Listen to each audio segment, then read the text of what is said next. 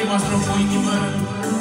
O inimă curată, Doamne. Ne dorim, Doamne, în această seară. Este tot ce-mi doresc din partea Ta. O inimă curată, Doamne. Este tot ce-mi doresc din partea Ta. Doar biserica, o inimă în care, o inimă în care răutatea să nu stea. O inimă în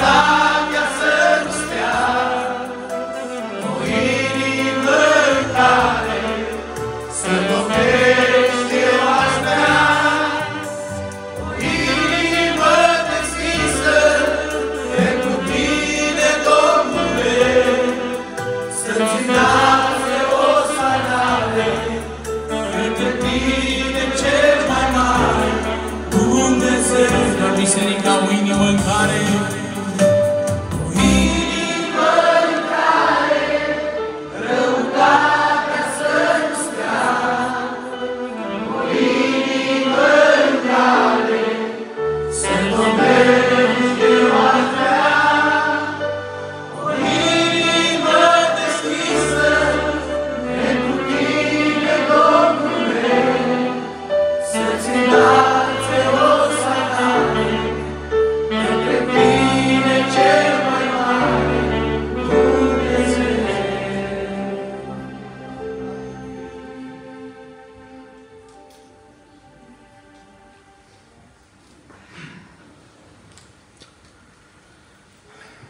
Binecuvântat să fie Domnul Dumnezeul nostru.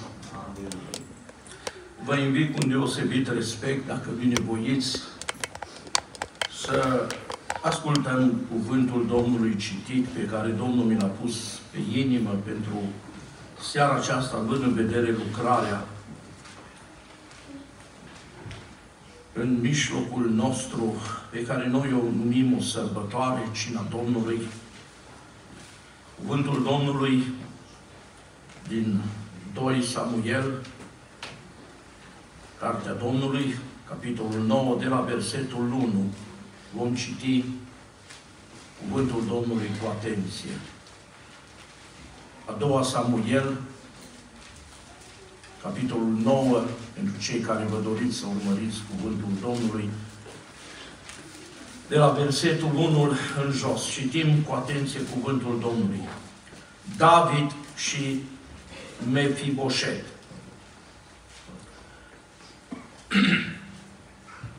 David a zis: a mai rămas cineva din casa lui Saul ca să-i fac bine din pricina lui Ionatan? Era un slujitor din casa lui Saul numit Ziba, pe care l-au adus la David. Împăratul i-a zis: tu ești Ziba? Și el a răspuns: robul tău, da. Împăratul a zis: nu mai este nimeni în casa lui Saul ca să mă port cu el cu bunătatea lui Dumnezeu? Și Ziba a răspuns împăratului: mai este un fiu al lui Ionatan, o loc de picioare. Împăratul a zis: unde este? Și Ziba a răspuns împăratului: este în casa lui Machir, fiul lui Amiel, la Lodebar. Împăratul David l-a trimis să-l ia din casa lui Machir, fiul lui Amiel din Lodebar. Și Mefiboset, fiul lui Ionatan, lui Saul, a venit la David, a căzut cu fața la pământ și s-a închinat. David a zis: Mefiboset. Și el a răspuns: iată robul tău.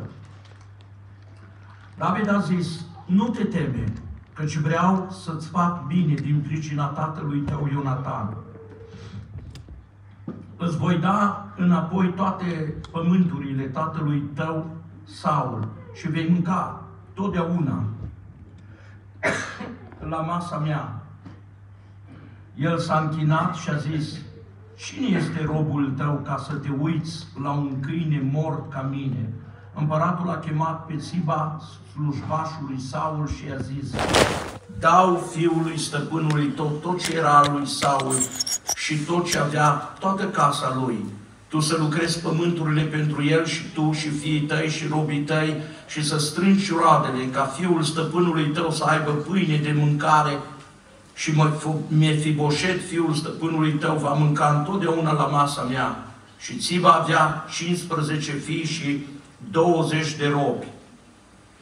El a zis împăratului: robul tău va face tot ce poruncești împăratul, domnul meu, robului său. Și Mefiboset a mâncat la masa lui David ca unul din fiii împăratului. Mefiboset avea un fiu mic, numit Mica, și toți cei ce locuiau în casa lui Țiba erau robii lui Mefiboset. Mefiboset locuia la Ierusalim, căci mânca întotdeauna la masa împăratului. El era un loc de amândouă picioare. Amin. Amin. Vă invit să le ocupați locurile. Doresc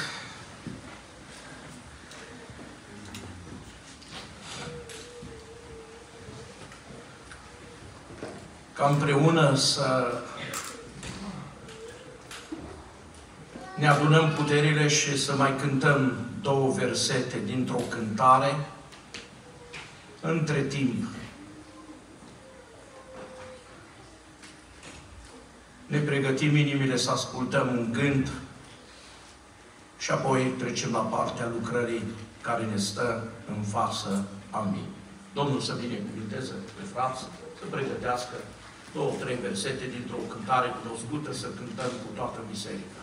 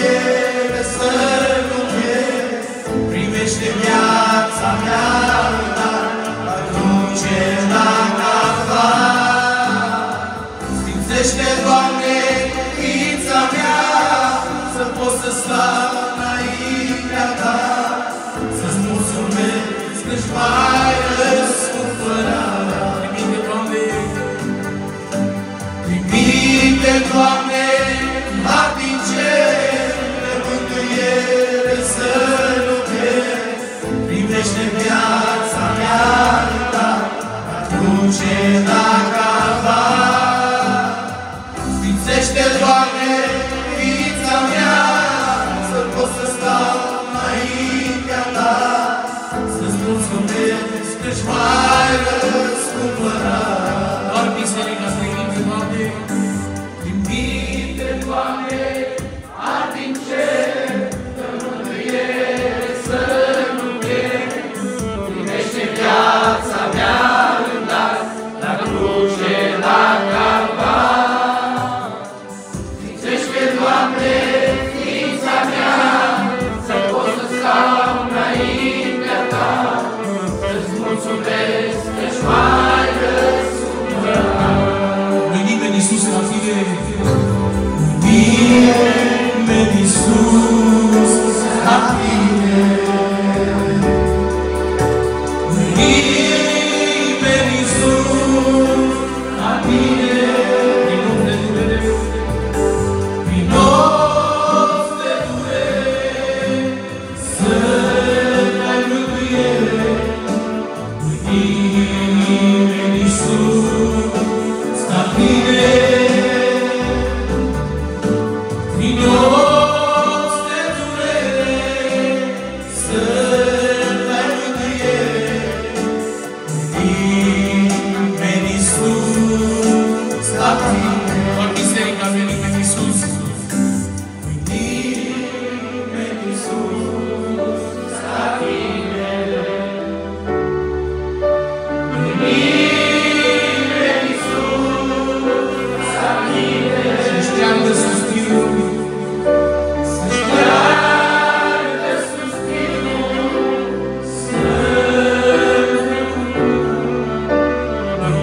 Nimeni, Iisus, ca Tine. Nopți de durere, În nopți de durere, să dai mântuire. Nimeni, Iisus, ca Tine. și ultima strofă, cine se încrede în Domnul, Cine se încrede în Domnul are viața mai frumoasă, căci lumina Lui pătrunde și o luminează toată. Dumnezeu din cer vechează, El de bine cuvintează sufletele celor ce s-au cred în El. doar biserica, cine se încrede. Cine se încrede în Domnul are viața mai frumoasă, căci lumina Lui pătrunde și o luminează toată. Dumnezeu din cer vechează, El de bine cuvintează sufletele celor ce se cred în El.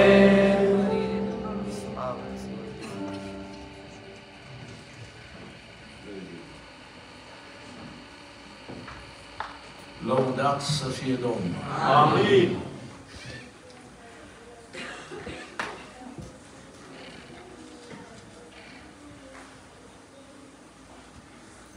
Știm că pentru seara aceasta avem în casa Domnului, cina Domnului.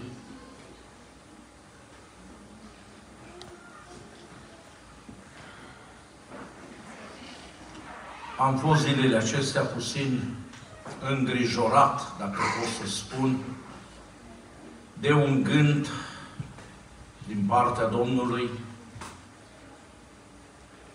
pentru astăzi să-L primesc și să-L pot rosti cu multă dragoste, cu multă atenție pentru cei care pot să spun acum că au rămas și au rămas la masa Domnului. Deși poate nu toți participați prin a întinde mâna la bucățica de pâine și la paharul binecuvântat.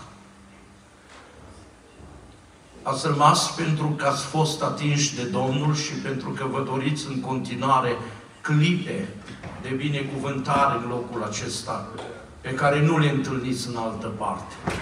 Și este un adevăr. Timpul s-a scurs, noi obișnuim la cina Domnului să rămânem cu răbdare. Lucrarea Domnului de ani de zile, de fiecare dată aproape, când noi ne-am dorit să o facem, noi n-am grăbit-o. Poate am grăbit altele momente, poate am grăbit altele clipe, dar când a fost loc pentru cina Domnului, ne-am dorit să rămânem. Și slavă Domnului că Dumnezeu a pregătit inima poporului prin frații binecuvântați care au rostit cuvinte deosebite. Amin. Slavă Domnului! Amin. Slavă Domnului! Amin. Nu mi-aduc aminte la cina Domnului să citit vreodată pasajul acesta din a doua Samuel, capitolul 9. Nu l-am primit. Asta nu înseamnă că nu l-am citit niciodată, că nu m-am oprit niciodată în Scriptură. Cred că de multe ori. Dar cu alte intenții, cu alte gânduri. În momentul când l-am citit în cursul zilei de astăzi, m-am uitat puțin peste el, am descoperit cel puțin pentru mine personal câteva lucruri care m-au pus în uimire. Și m-am gândit că ar fi plăcut pentru cei care în seara aceasta și-au dorit să stea la masă cu Domnul, să aduc din ceea ce Dumnezeu mi-a descoperit. Să spun celor care sunteți aici că masa Domnului e foarte diferită de masa omului. Indiferent care ar fi omul acela. Un om cu o anumită situație mai scăzută, mai precară. Sau un om în lumea aceasta cu un nume sonor, un nume cunoscut, un om cu o stare bună, am spune noi. Indiferent care ar fi omul acela. Aș vrea să vă spun pentru seara aceasta că masa Domnului nu poate să fie asemănată cu masa nimănui în lumea aceasta. Din multe puncte de vedere. Eu nu voi reuși să punctez diferența de valoare. De valoarea care se găsește la masa Domnului și valoarea, îmi spune noi, la masa oricărui dintre noi, invitând pe cineva ocazional sau poate cu un anume moment specific a unei sărbători. Important lucru este că în câteva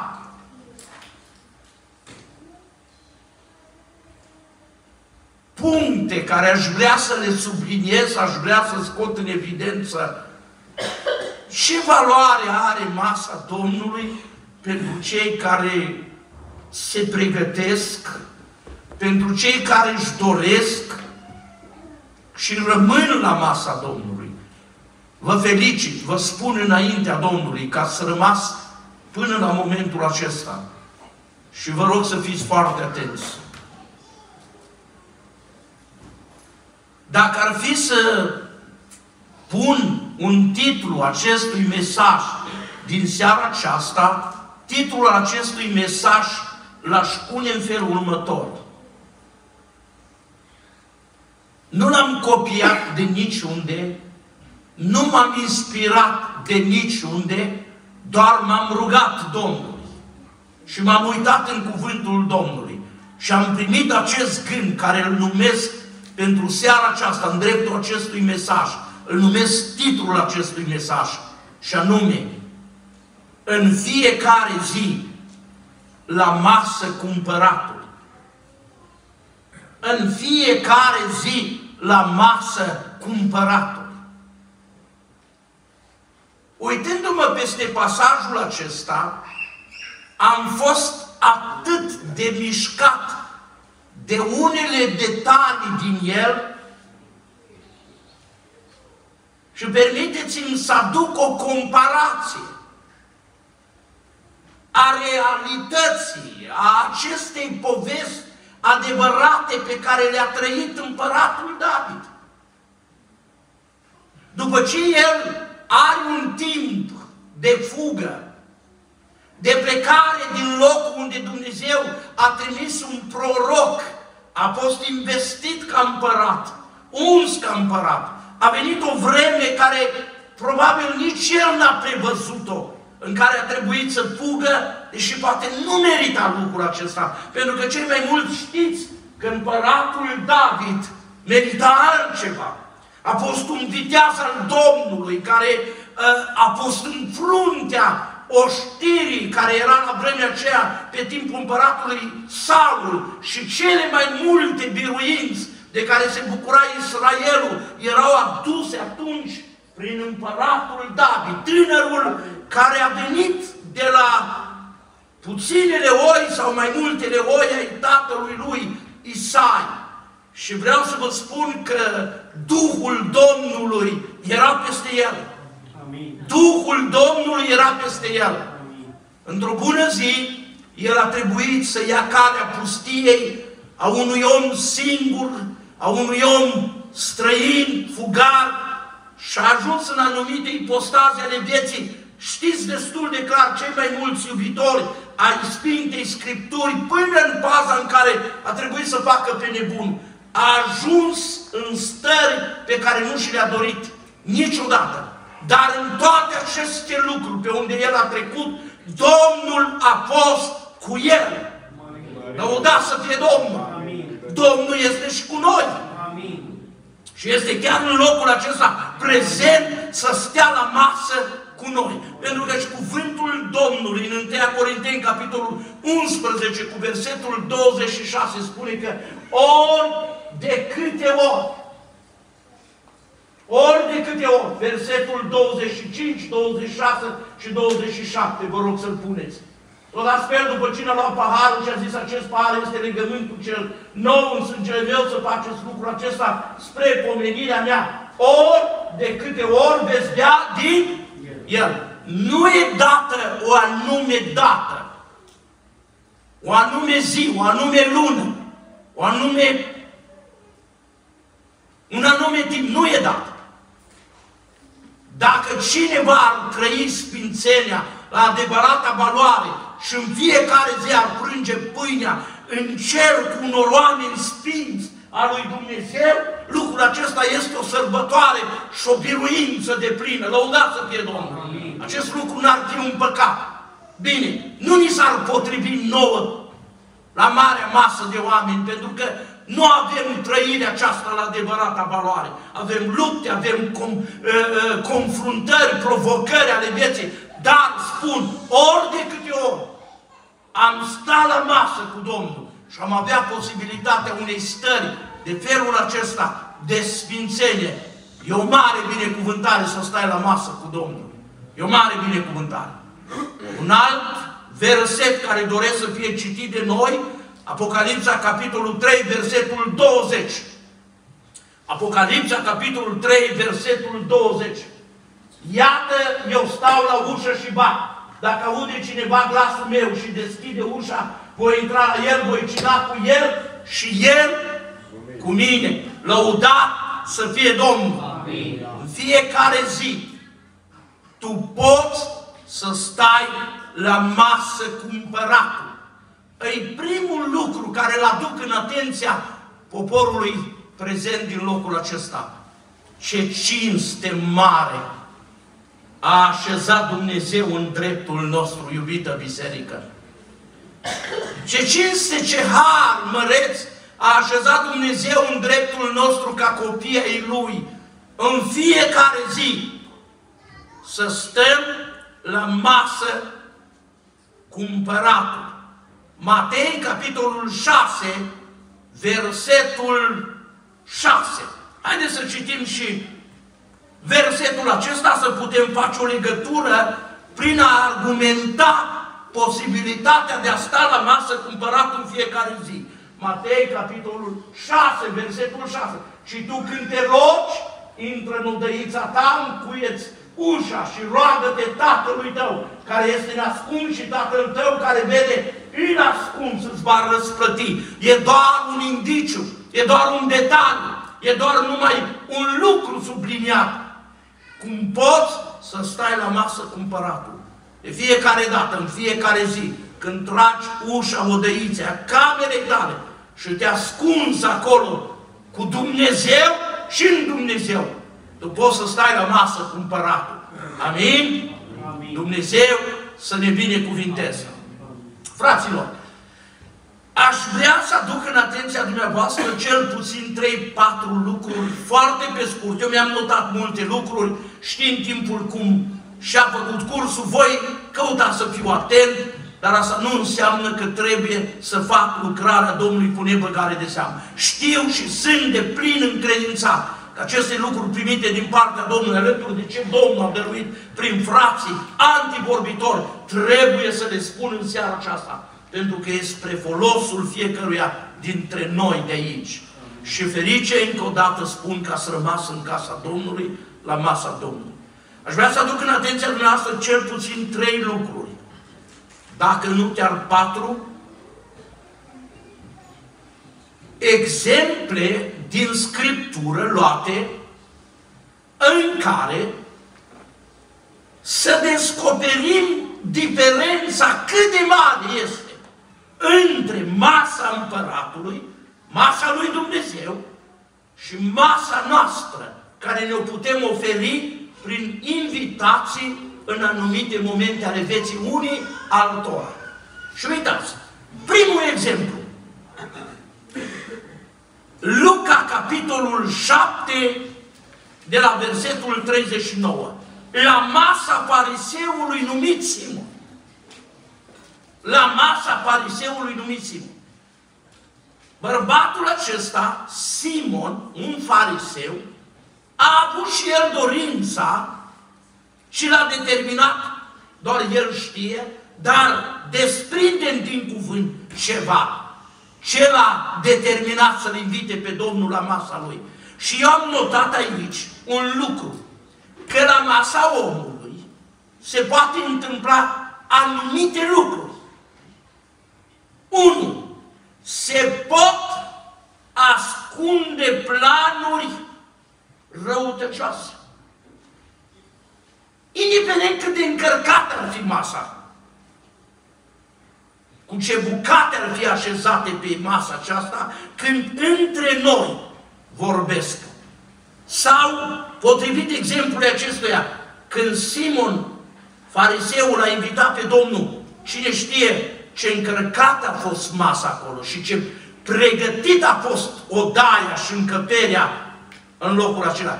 Dar, din versetul acesta se desprinde ceva. Când a văzut lucrul acesta, fariseul care îl puftise și a zis, omul acesta, dacă ar fi un proroc, ar ști cine este și ce fel de femeie este cea care se atinge de el. Că el este, că ea este o păcătoasă. Adică vreau să vă spun, el avea o așteptare că atunci când l-a invitat pe Domnul la masă, acesta era un plan ascuns al lui, el în public să fie apreciat, să fie lăudat, scos în evidență, și în momentul când el n-a văzut lucrul acesta, a rămas dezamăgit și dincolo de dezamăgirea lui a intrat într-o judecată. A zis, dacă omul acesta venit la masa mea ar ști cine este femeia aceasta păcătoasă, m-ar fi onorat, m-ar fi cunoscut și pe mine. Ce ziceți? Nu l-a cunoscut Dumnezeu pe el? L-a cunoscut? Da. L-a cunoscut încă foarte bine. Încă foarte bine. Acesta a fost un plan ascuns de la masa omului. Dorința de a fi onorat el, de a-i se da o atenție mai mare ca acelui invitat, asta se poate întâmpla la o masă omenească, o masă firească, cum o spunem noi între noi, o diferență foarte mare. Trec foarte fugitiv la un al doilea exemplu, la masa împăratului Saul. Înainte să aibă loc lucrul acesta, ca David să devină împărat, adică să fie pus în scaunul de domnie și recunoscut de tot poporul, înainte, David, el a fost invitat la masa împăratului Saul. Și iată, în capitolul 20 din 1 Samuel, capitolul 20, la versetul 5, apoi la versetul 18 și altele versete, pe care nu le voi mai reciti, o să vă spun un lucru, că acolo, înainte să aibă loc lucrul acesta, David încheie un legământ de prietenie cu Ionatan, fiul lui Saul. Ei încheie un legământ de prietenie, își jură unul altuia credincioșie, pază, protecție, sinceritate, și iată că împăratul Saul, a cărei probleme nu era vindecată, într-o bună zi dorește atât de mult ca David, tânărul acesta viteaz, să vină la masă, să se întâlnească cu el la masă.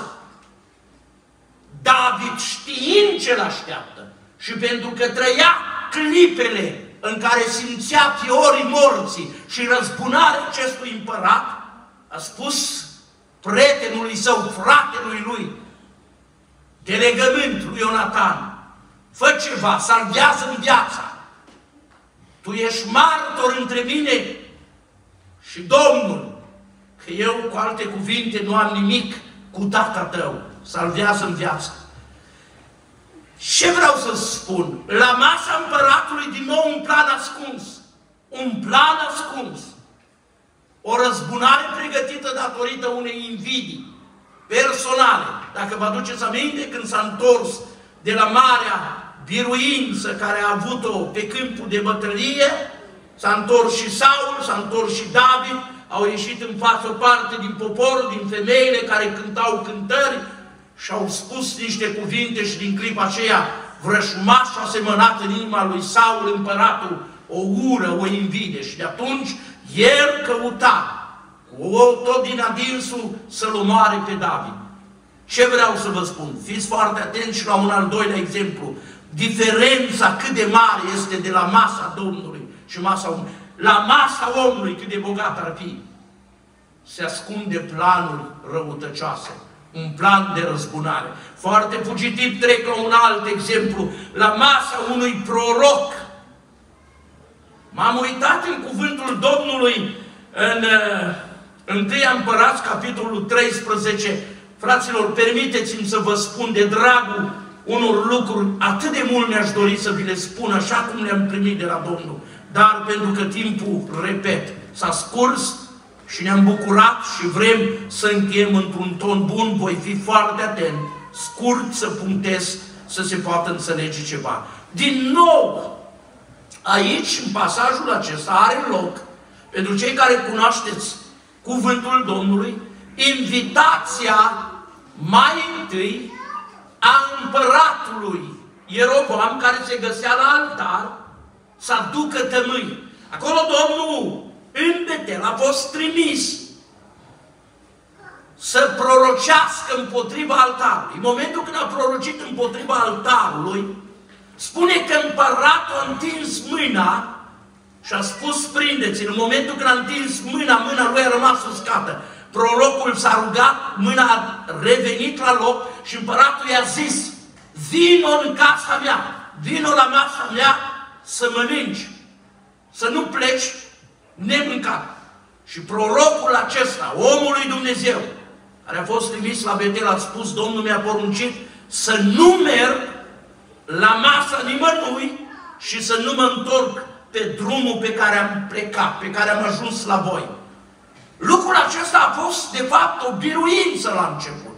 Numai că acolo zvonul în cetatea aceea a ajuns până la urechile unui alt proroc, pentru că fiii lui i-au adus de veste. Și au spus: uite ce s-a întâmplat astăzi cu împăratul. Un lucru neobișnuit. Un lucru care nu s-a mai văzut.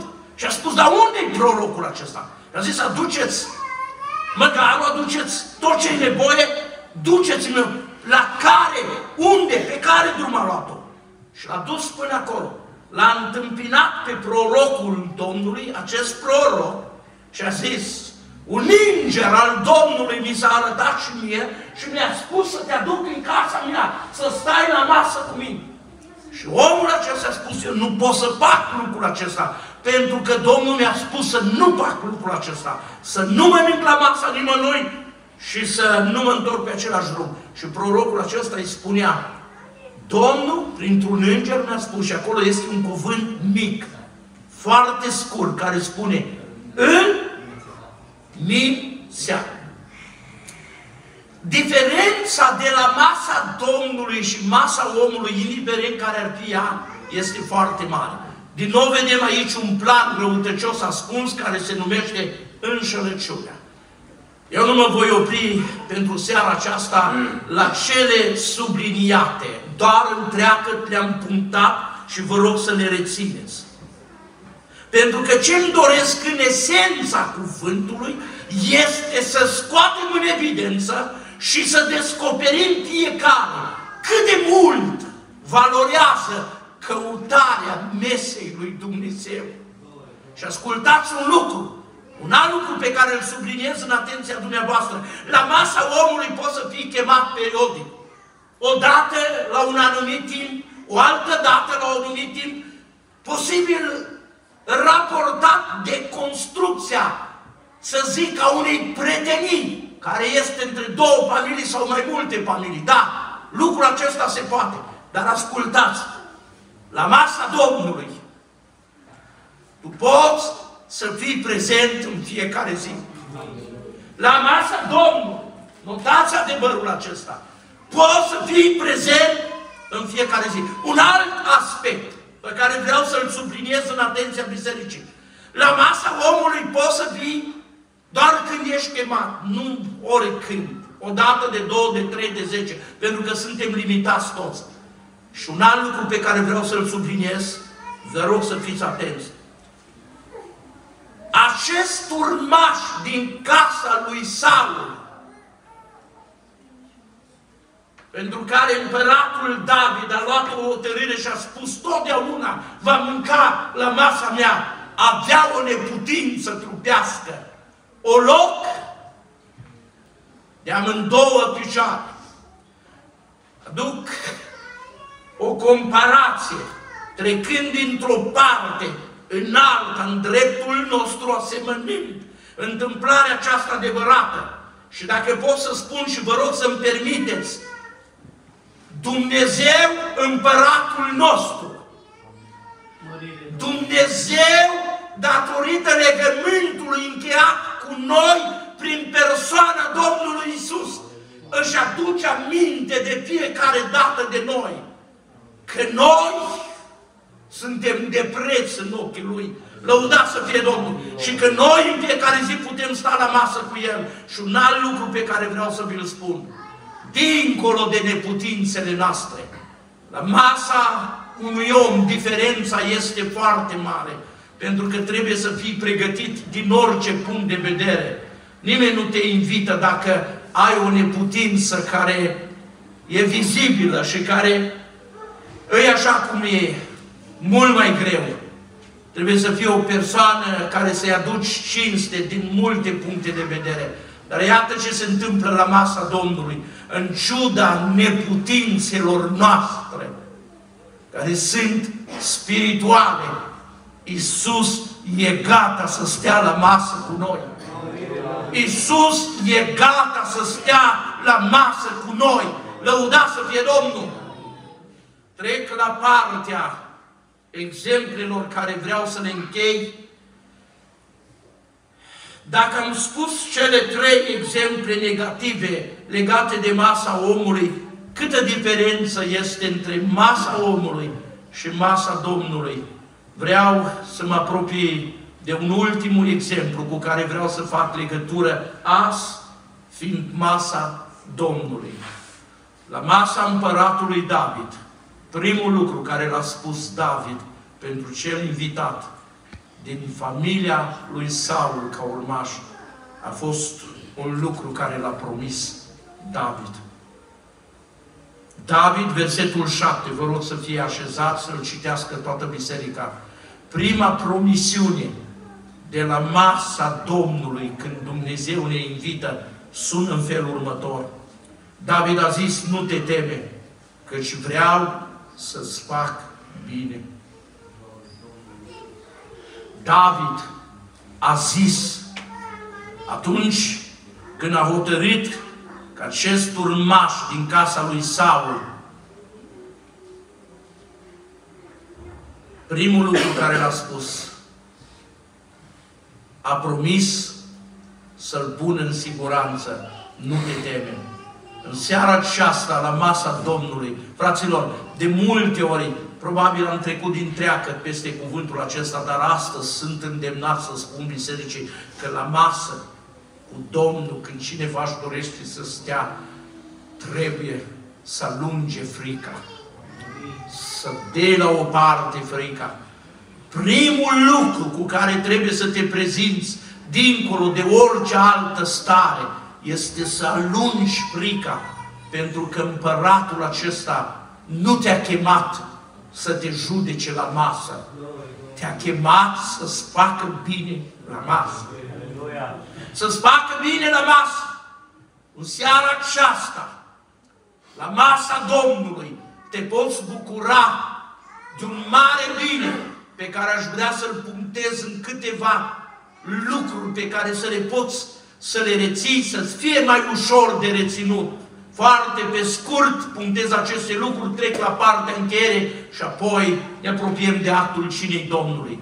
De ce este atâta de mare diferența între masa împăratului, al Dumnezeului nostru și al omului de seamă, omului normal, fiind oricare care ar fi el? Chiar dacă îmbracă o haină mai valoroasă, chiar dacă deține un statut mai valoros, chiar dacă deține o anumită bogăție sau ar fi mai de jos, vreau să vă spun, diferența este foarte mare. Pentru că ce se întâmplă la masa Domnului nu se poate întâmpla nici într-o parte. De aceea fiecăruia care sunteți aici, aș vrea aceste adevăruri să fie pătrunse în inimile dumneavoastră și să rămână acolo. Să te motiveze cu mare drag din seara aceasta, de fiecare dată la masa Domnului, să-ți dorești unul, pentru că Dumnezeu vrea să-ți facă mult bine. Și care să fie bine acela? Care să fie, în primul rând, binele care vrea Dumnezeu de fiecare dată la masă cu El. Să te bucuri de El. Este să-i vezi fața Lui. Să-i vezi fața Lui. Fraților, vă mărturisesc sincer, când am primit lucrul acesta, ca un adevăr care nu l-am primit și nu l-am copiat și nu m-am inspirat din absolut nimic. M-am inspirat din cuvântul Domnului și am spus, uite, la masa Domnului, primul lucru e să vii fără teamă, pentru că El nu te judecă. El vrea să-ți facă bine. Și binele acesta înseamnă, în primul rând, îți dă harul și cinstea, care nu ți-o poate da nimeni, să-i vezi fața Lui. Să-i vezi fața Lui. Direcția aceasta, permiteți-mi doar pe scurt, așa, să vă punctez cel puțin 2-3 trimiteri, pentru ca să le avem așa,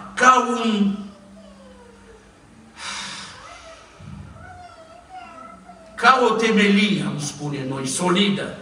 Psalmul 67, versetul 1 și 2. Psalmul 67, versetul 1 și 2. Vă rog să vă uitați la cuvântul Domnului. Dumnezeu să aibă milă de noi și să ne binecuvinteze. Să facă să lumineze peste noi fața Lui. Să facă să lumineze peste noi fața Lui. Versetul următor. Ca să se cunoască pe pământ calea ta și printre toate neamurile mântuirea ta. În niciun loc ca la masa Domnului, fața lui Dumnezeu nu luminează atât de minunat peste viețile noastre. Aici, la masa Domnului, Dumnezeu, prin prezența Lui, își face luminată fața peste noi. Amin? Amin.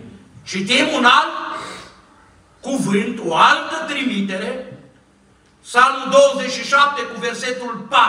Psalmul 27 cu versetul 4. Un lucru cer de la Domnul și îl doresc fierbinte, aș vrea să locuiesc toată viața în casa Domnului, ca să privesc frumusețea Domnului și să mă minunez de templul Lui. Dacă nimic altceva la masa Domnului nu ți s-ar da, doar atât cinstea aceasta să-L privești, prin credință, lăuda să fie Domnul, Sufletul tău s-ar umple de frumusețea lui Dumnezeu și de slava Lui. Lăudați să fie Domnul. Un alt bine pe care Dumnezeu, Împăratul, la masa Lui, e de acord să ți-l facă, este că, pe lângă faptul că îți dă harul să-l privești prin credință, Dumnezeu îți mai face un bine. Cinstea de a vorbi cu El. Cinstea de a vorbi cu El. Să nu crezi că Dumnezeu te cheamă la masă așa să stea într-o stare de tăcere și să te analizeze, să te judece.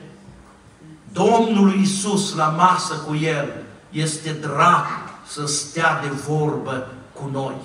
Vă aduceți aminte după înviere, după arătările în mai multe rânduri ale Domnului Iisus la Marea Tiberiadei, când Domnul Iisus era pe țărm și când pregătește Domnul acolo un meniu, spune ucenicilor, veniți copii să prânziți. Și momentul când Domnul Iisus prânzește cu ucenicii, nu spune nimic, după ce prânzește cu ucenicii, se retrage și stă de vorbă cu Petru, într-un mod cu totul special. Lăudați să fie numele Domnului. Amin.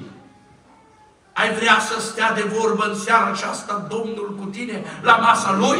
Tu știi că se poate întâmpla în seara aceasta minunea pe care ți-o dorești, să stea de vorbă Domnul Iisus la masă cu tine?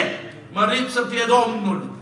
Știți că la masa pascală Domnul Iisus a mai stat de vorbă cu cineva când și-a plecat capul pe pieptul lui și a întrebat cine este cel ce mă va vinde? Cât de bine știe Domnul să stea de vorbă cu cei care doresc să-L vadă și să vorbească cu El. Un alt bine care Dumnezeu ți-l face la masă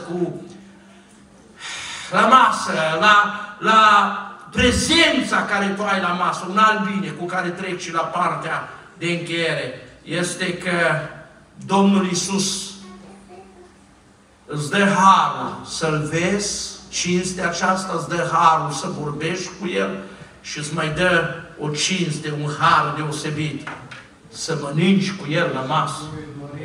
Să mănânci, dar să mănânci bine, din bucate mezoase. Știți ce se întâmplă, fraților, că de multe ori în casa Domnului se observă ce se observă, anumite lucruri care parcă ne pune într-o uimire. De ce e atât de poporul slăbit în putere? Știți de ce? Pentru că cei mai mulți, deși au harul acesta și au binecuvântarea aceasta, nu voie să stea la masă cu Domnul. Și acesta este un plan al vrășmașului, fraților. Dacă pot să spun lucrul acesta, îl spun din experiență.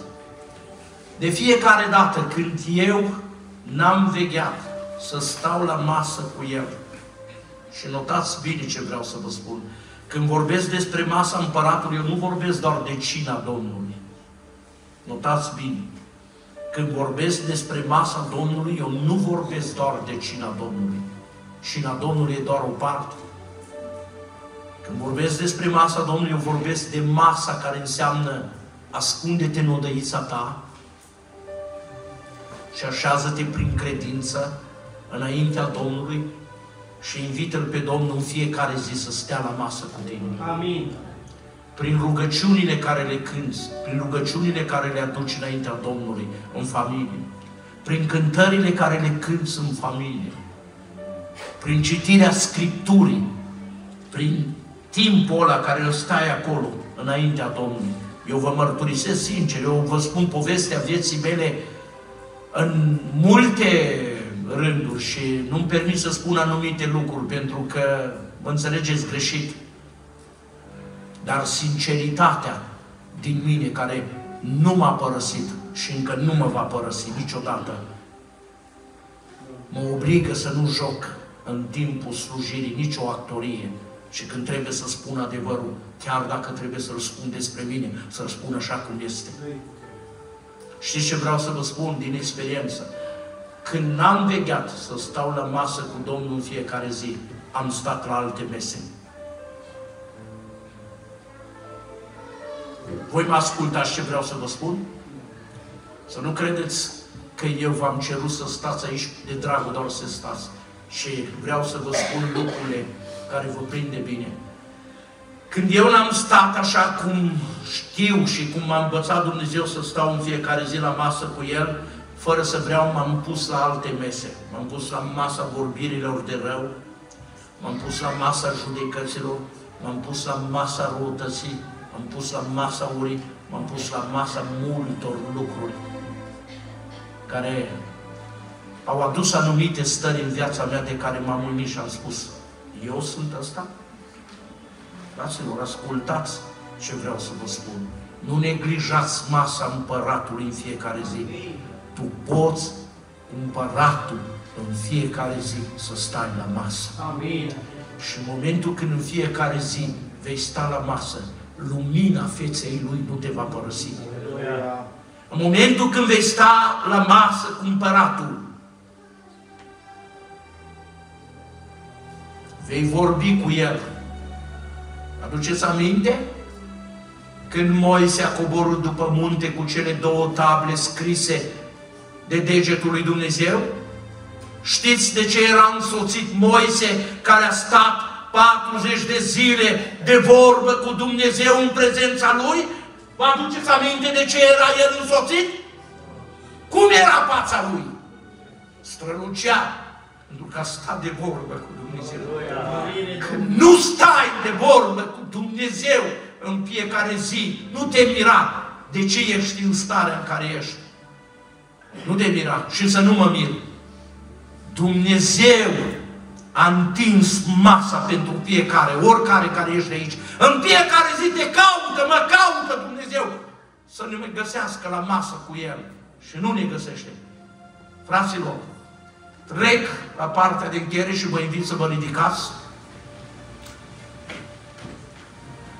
În a vă spune că e scumpă masa cu Domnul.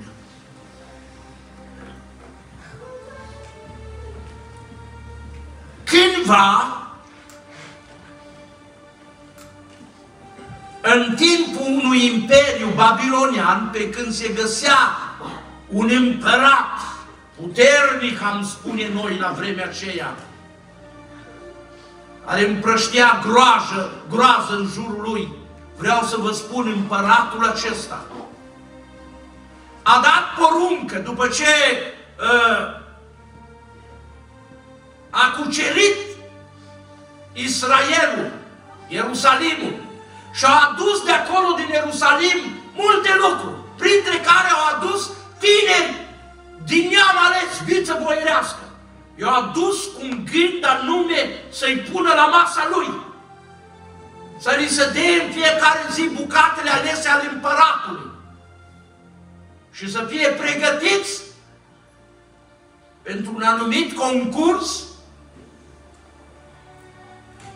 pentru ceva ce urma să le încredințeze împăratul. Acolo, în mulțimea tinerilor, erau 4 tineri: Daniel, Ședrac, Meșac și Abednego. Pentru că ei zilnic vedeau prin credință la masa împăratului, Dumnezeului Israel, fața lui, vorbeau cu el, se hrăneau. Pentru ei n-a însemnat ceva glorios.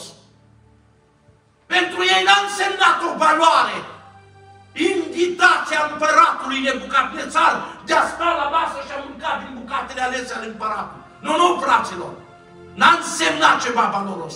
Pentru că ei erau obișnuiți, trăiți la masa împăratului, la Dumnezeul Israel, cu bucatele alese, cu lucruri deosebite. Și a cerut un lucru și a spus celui care se îngrijea unei căpetenii: auzi, dă-ne voie 10 zile să mâncăm doar verdețuri și îți promitem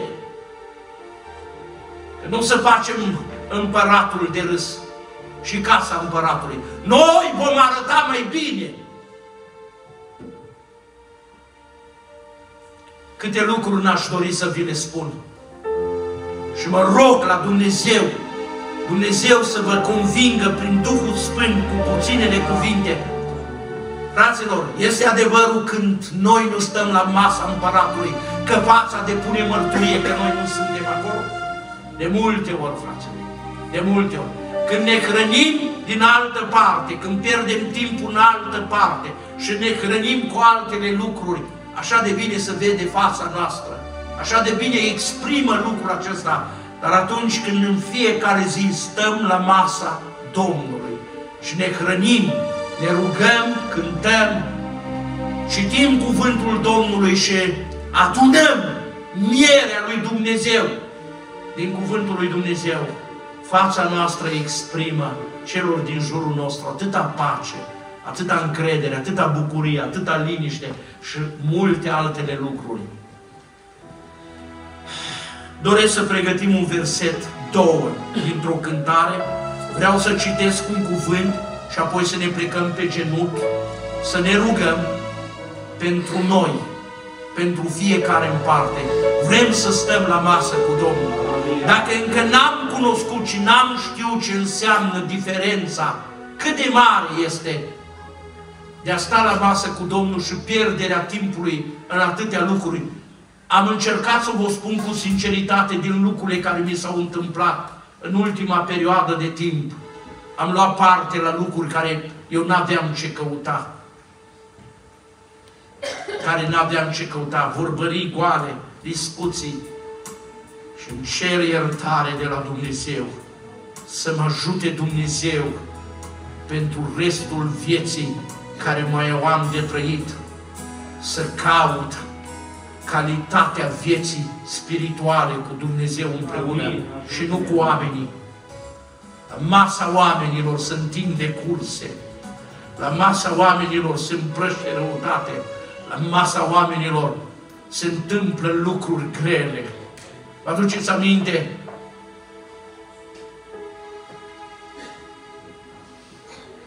Când la masa unui împărat s-a cerut capul lui Ioan?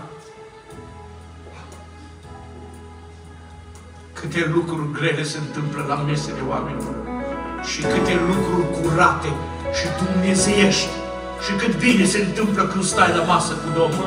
Spun lucrurile acestea în nădejdea că unii dintre dumneavoastră chiar aveți nevoie de lucrul acesta.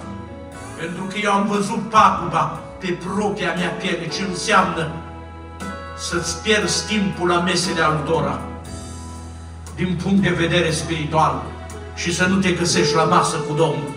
Lăudat să fie Domnul. Dumnezeu să vă binecuvinteze. Vreau să citesc mai întâi cuvântul Domnului, câteva versete din 1 Corinteni, capitolul 11, și cântăm 2-3 versete și apoi ne plecăm pe genunchi, ne rugăm ca Dumnezeu să ne îmbrednicească. Mă bucur pentru fratele Dorel, slujitor, și el, la rândul lui, de fiecare dată când a venit, a fost pentru noi binecuvântare. Pentru seara aceasta, el mă va ajuta să fac lucrarea Domnului și Domnul va fi de partea noastră. Căci am primit de la Domnul ce v-am învățat, și anume că Domnul Iisus, în noaptea în care a fost vândut, a luat o pâine și după ce a mulțumit lui Dumnezeu, a prins-o și a zis: luați, mâncați, acesta este trupul meu care se frânge pentru voi, să faceți lucrul acesta spre pomenirea mea. Tot astfel, după cine a luat paharul și a zis: acest pahar este legământul cel nou în sângele meu, să faceți lucrul acesta spre pomenirea mea, ori de câte ori veți bea de el. Pentru că ori de câte ori mâncați din pâinea aceasta și beți din paharul acesta, vestiți moartea Domnului până va veni El. De aceea oricine mănâncă pâinea aceasta sau bea paharul Domnului în chip nebrednic, va fi vinovat de trupul și sângele Domnului. Versetul 28. Fiecare să se cerceteze, dar pe sine însuși, și așa să mănânce din pâinea aceasta și să bea din paharul acesta. Amin. Cântăm 2-3 versete din toată inima, toată biserica, apoi ne plecăm pe genunchi și ne rugăm Domnului pentru noi, pentru stările noastre și rugăm pe Domnul să ne dea trecere, să stăm la masă cu El. Amin.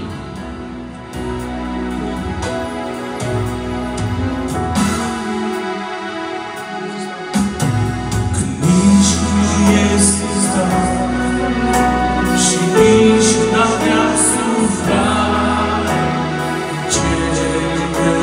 atunci nu mă vedea.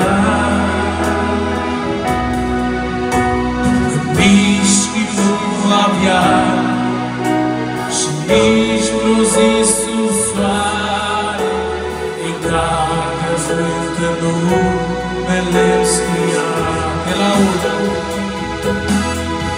te laudă.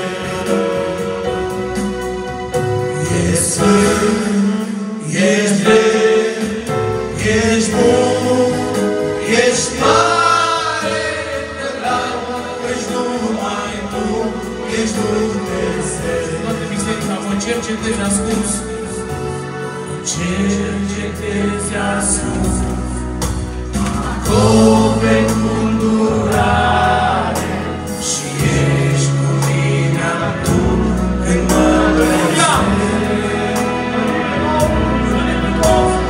Cât de nepătruns ești în a ta lucrare, aceea, Doamne,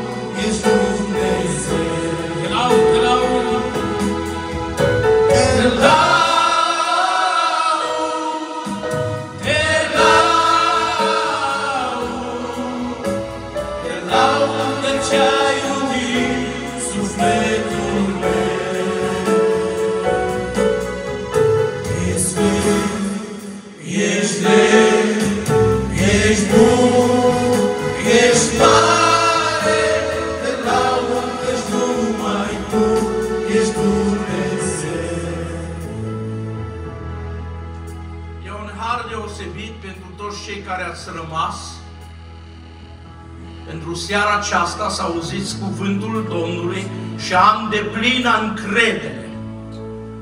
Așa cum în ființa mea, când Dumnezeu mi-a descoperit aceste lucruri, a produs ceva. Și vreau să vă spun ce a produs. A produs hotărâri noi, a produs dorințe noi, a produs o altă dăruire nouă, pe o altă latură, pe o altă linie. Și îmi doresc din toată inima puținele cuvinte care au fost rostite cu atâta dor pentru seara aceasta. Dumnezeu să ne dăruiască biruință, ca în fiecare zi să nu lipsim de la masa Împăratului. Că ceea ce ne va face puternici, ceea ce ne va face rezistenți, ceea ce ne va face să fim o binecuvântare în continuare, va fi prezența noastră la masa Domnului în fiecare zi. Să nu lipsească o zi în care să nu cauți un loc retras, să te pleci și să cați un fir de legătură cu Dumnezeu, să te rogi să-ți vergi focul inimii și dacă ai posibilitatea și să-L lauzi pe Domnul și dacă ai posibilitatea și să pui mâna pe un cuvânt, ascultați ce vă spun. Așa cum a spus Daniel, încearcă pe robii tăi și vei vedea dacă fața noastră nu va arăta mai bine ca fața celor care mănâncă de la masa Împăratului. Știți ce vreau să vă spun? Încercați-vă pe voi din seara aceasta și luați o hotărâre să nu lipsiți în fiecare zi de la masa Domnului, de la masa Împăratului. Probabil ești o soție, ești o mamă, preocupată și ocupată de multe grijuri ale casei, poți în 24 de ore, nu zic un ceas, să nu încep cu un ceas, că poate e prea greu, cu jumătate de ceas să te retragi, să-ți așezi cu înțelepciune dumnezeiască organizarea în familie și să te retragi jumătate de ceas, să stai de vorbă cu Dumnezeu, să te prezinți înaintea Domnului și vei vedea diferența. Viu este Domnul! Viu este Domnul! Tu, mamă, care ești în locul acesta, vei vedea diferența. Vei prinde drag să stai și o oră și pe lângă tine vei influența pe cei care sunt în familie, care poate nu s-au rugat. Numai ei știe de când. Poate n-au pus mâna pe Scriptură, poate numai ei nu știe de când. Poate n-au făcut ceva de genul acesta. Viu este Domnul. Dacă vei face din seara aceasta lucruri simple, dar acestea sunt adevăratele valori. Fă-le! Ia o hotărâre să vezi încet tu te vei desprinde de Facebook, te vei desprinde de atâtea lucruri care ți-au luat parte din viață și parte din starea spirituală. Te vei desprinde de vorbării goale, te vei desprinde de întâlniri care nu-ți bune, de multe lucruri. Și vei zice, Dumnezeul meu, și cu mine ai un plan. Și îl are Dumnezeu cu tine un plan. Îl are. De aceea ți-a vorbit Dumnezeu lucrul acesta. Fă din seara aceasta, hotărârea aceasta. Încearcă-te pe tine. Tinere care ești aici, încearcă-te pe tine. În fiecare zi prezinte-te la masa împăratului. Stai de vorbă cu el, caută-l pe Dumnezeu. Și vine timpul scurt, papi, în fața ta, când vei face diferența singur și vei zice cu adevărat, asta a fost problema pentru care eu am fost și sunt așa cum sunt. Aici n-am avut biruință, vei vedea în anumite aspecte ale vieții, ascultați ce spun, vei vedea în anumite aspecte ale vieții, în luptele tale de tânăr, vei vedea niște lucruri care până acum nu le-ai văzut și vei zice, Doamne, cum am putut să stau eu indiferent? M-am chinuit singur, m-am luptat, am apelat, n-ai reușit nimic. Prezinte-te la masă cu Domnul în fiecare zi și fă lucrul ăsta și vei vedea diferența de biruințe în casa ta, în viața ta și în problemele tale. Ne plecăm pe genunchi și ne rugăm Domnului din toată inima. Doamne Dumnezeule Tatăl Iisus Hristos, îți mulțumim în numele Dumnezeu. Te binecuvântăm și ne glorificăm. Te binecuvântăm și te